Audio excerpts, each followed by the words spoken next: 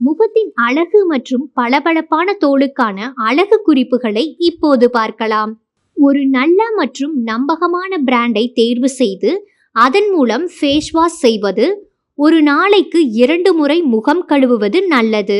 முகத்தை கடினமாக துடைக்காமல் மென்மையான முறையில் துடைக்கலாம். நீரால் மட்டுமே முகத்தை ஃபேஸ் வாஷ் செய்ய முடியாது. முகத்தை சுத்தம் செய்ய ஆழமான சுத்திகரிப்பு தேவை.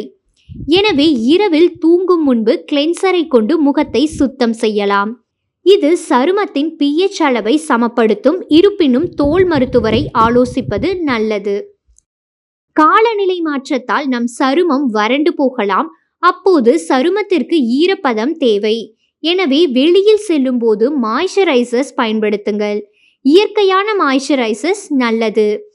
வெளியில் செல்லும் போது தூசி மாசுகளை தவிர்க்க சன்ஸ்கிரீன் உபயோகிக்கலாம். இது முக சுருக்கம், தடிப்புகள், சூரிய ஒளி, பழுப்பு, தோல் சேதத்தை தவிர்க்க உதவும்.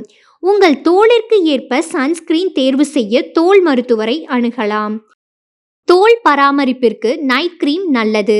இது சருமத்திற்கு ஊட்டமளித்து ஈரப்பதமாக்கும். மேக்கப்பை நீக்கிவிட்டால் சருமம் வறண்டு போகும். இதை தவிர்க்க நைட் கிரீம் பயன்படுத்தினால் சருமம் மென்மையாகும். கண்களுக்கு கிரீம் உள்ளது.